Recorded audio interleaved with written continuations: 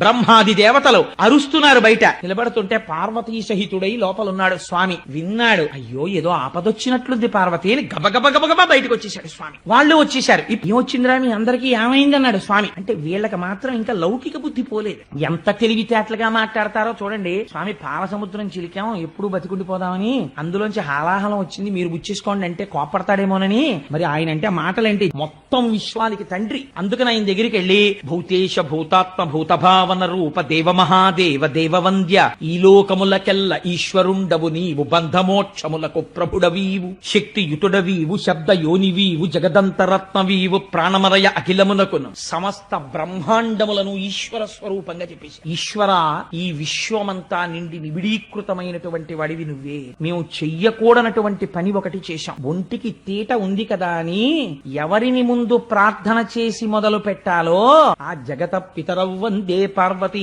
పరమేశ్వరవు వాళ్ళకి నమస్కరించలేదు. నేర్పాలి పాఠం అనుకున్నాడు స్వామి వీళ్ళకి. అందుకని ఏమైంది, ఇప్పుడు వెళ్లి చెప్తున్నారు భుజశక్తిని వెళ్లి ఆ మందర పర్వతాన్ని పెట్టి చిలికితే అమృతం రాలేదు స్వామి, హాలాహలం బుట్టి లోకాల్ని కాల్చేస్తోంది. అది నువ్వు ఏమనుకోకు, ఇలా అన్నామని నువ్వు బుచ్చేసుకో స్వామి అన్నారు. అని పైగా ఓ మాట చెప్పారు, నువ్వే భూత భవిష్యత్ వర్తమాన కాలముల రూపంలో ఉంటావు, నువ్వే బ్రహ్మ విష్ణు మహేశ్వర రూపంలో ఉంటావు, నువ్వే సృష్టికర్త స్థితికర్త ప్రళయకర్త రూపంలో ఉంటావు. అందుకని మూడింటికి ఆధారమైనటువంటి మూల పురుషుడు కనుక ఈశ్వర నువ్వు పుచ్చేసుకో. మనిషి ఎంతసేపు నేను విష్ణు భక్తుడని శివుణ్ణి ద్వేషించడమో, శివభక్తుడని విష్ణువుని ద్వేషించడమో చేస్తాడు. ఎప్పుడు శివానుగ్రహం కలుగుతుందో అప్పుడు ఉన్నవి మూడు లేవు, ఒక్కటే ఉంది, మూడుగా కనపడుతోందని జ్ఞానం వస్తుంది. ఇది పాలనయనా, మూడవ కన్నున్నవాడా నువ్వు ఆ జ్ఞానం ఇవ్వాలి. ఈశ్వర నువ్వు మాత్రమే మమ్మల్ని రక్షించాలి, ఈ హాలాహలాన్ని నువ్వు పుచ్చుకో అన్నారు. అందుకని శంకరుణ్ణి లోకములకు తండ్రి అని పిలిచారు.